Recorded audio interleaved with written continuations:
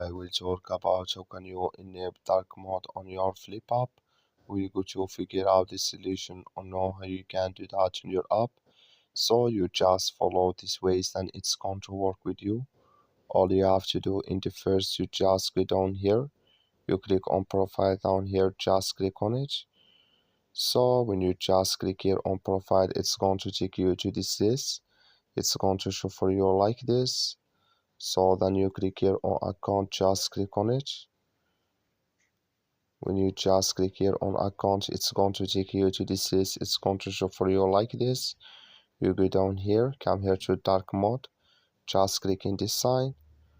So when you just click on it here, so then automatically it's going to change with you to dark mode like you see here on your flip app. So that's all you have to do. Thank you for watching. Don't forget to support us by liking and subscribe.